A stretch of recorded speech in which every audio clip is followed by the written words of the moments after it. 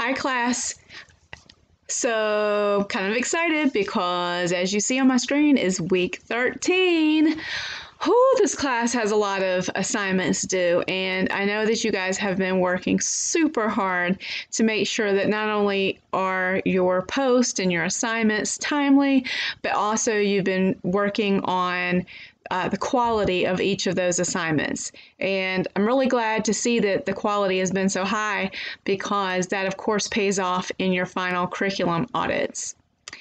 Wanted to, before we dig in just a little bit, and I'm not going to spend too much time tonight talking to you, but I am going to look at week 13, the discussion board and the weekly assignment that's due. But I want to start off by just talking about your log sheets. Just as a reminder that, so for example, this week, the topic is assessments. Any work that you spend working on assessments is something that you'll log on your log sheet. And that's that 30-hour sheet that you'll need for this class, but also because you submit that as part of your documentation when you go to get your degree at the end of all your classes. So, for example, this week the discussion is assessments. So you might speak to somebody at your school, whether it be a curriculum person, an instructional person that kind of helps people, with professional development or trainings. It could be a principal, an assistant principal.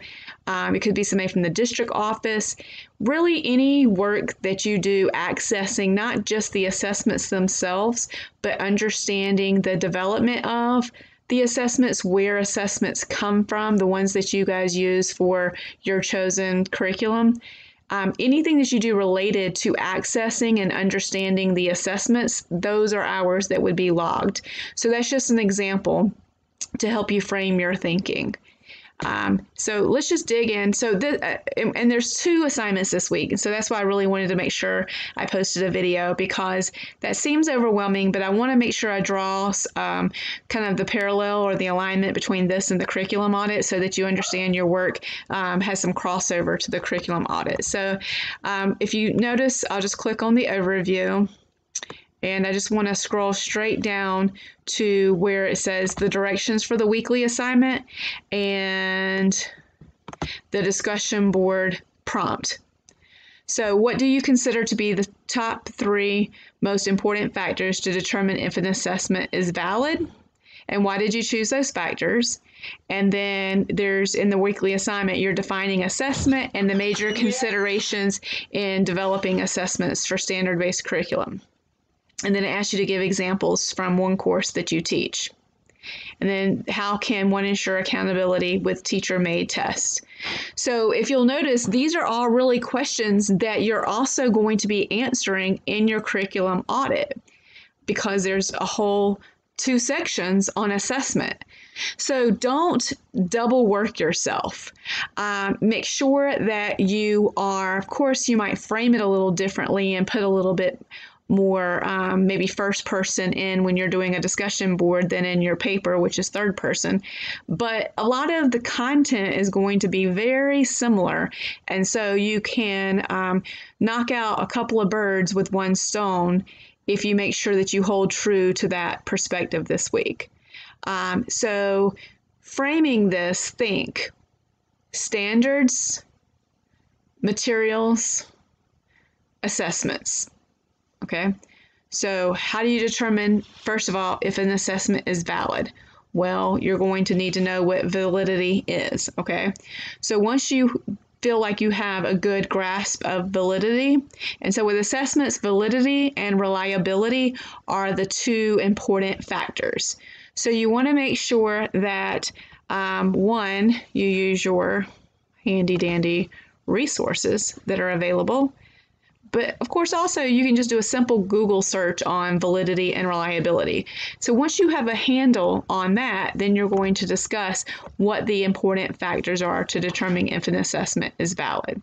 Of course, that's where you want to stick to your resources for the week when you're citing that evidence.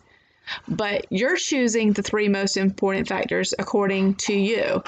And so therefore, you're going to have to present in your own terms why those factors are important. And I'll give you an example of what might, because you might be thinking, well, if the three most important factors is probably the most three important factors to everybody, right?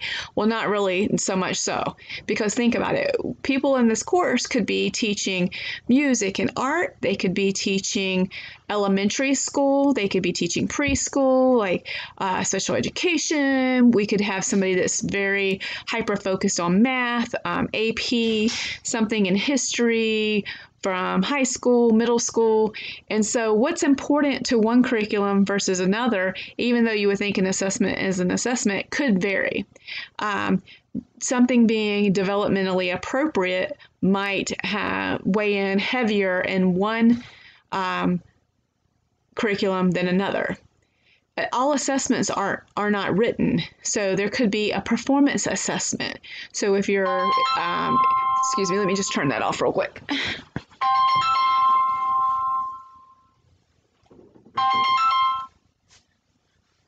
Sorry about that. That would be annoying to have that ringing in the background, and I don't want to start over.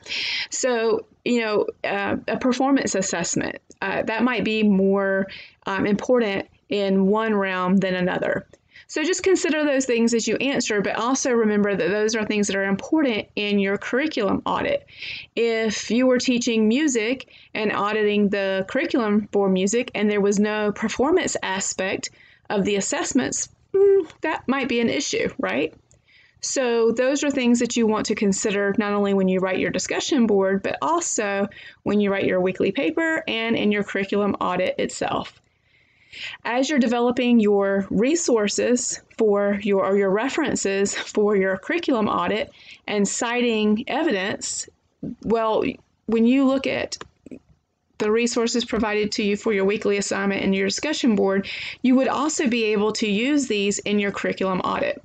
So long story short, please just make sure that you don't overwork yourself. Like, do all of these things independently, all of these discussion boards and weekly assignments independently of your curriculum audit, because then, I know that you would be spending lots and lots of time kind of double dipping on that work.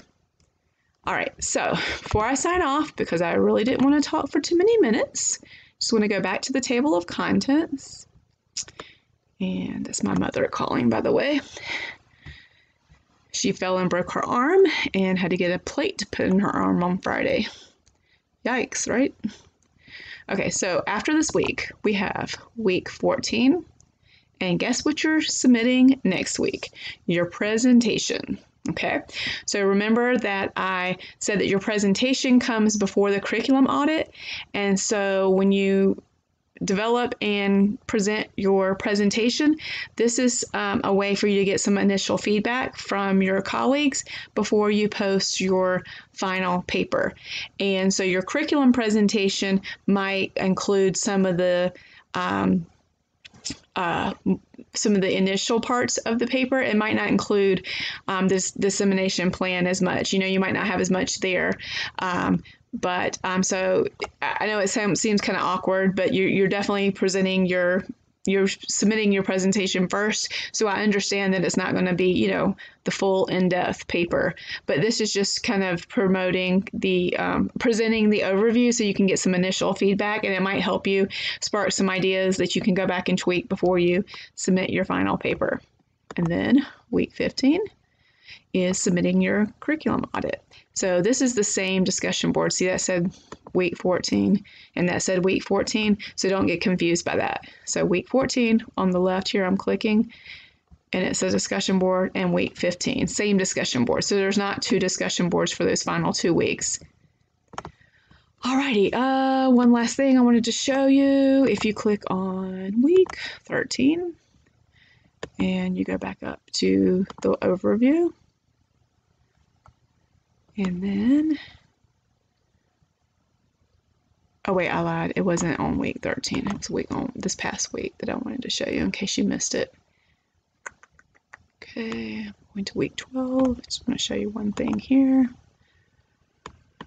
On the week overview for week 12, there is an example of a curriculum audit.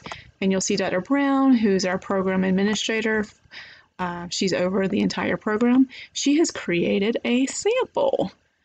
And so you'll see the note here. The purpose of this document is to illustrate the 5 curriculum audit standards and the expectations set forth in the grading rubric. So our guidance as professors when we grade the rubric is that meeting minimum requirements does not earn you an A. Okay, because graduate level work, particularly when you are working at the level of which you're working, the expectations for this graduate level work is not meeting minimum standards. And so a B would be that you have surpassed the minimum expectations, and an A would be that you've not only surpassed, but you've provided exemplary work. And so just make sure that you review this example that she's provided and that you've looked at the rubric as well. And you can maybe print this out or however it works for you visually. Looking at this example versus yours, I think that most of you will find this extremely helpful. It's just amazing. I mean, pretty much, you've got the outline here, right? You're just looking at it from your own particular school, district, or curriculum perspective. Alrighty, I'm at 11 minutes, way longer than I wanted to. If you guys are off tomorrow, which most of you probably are, then please enjoy your day off. I will talk soon. Have a good night.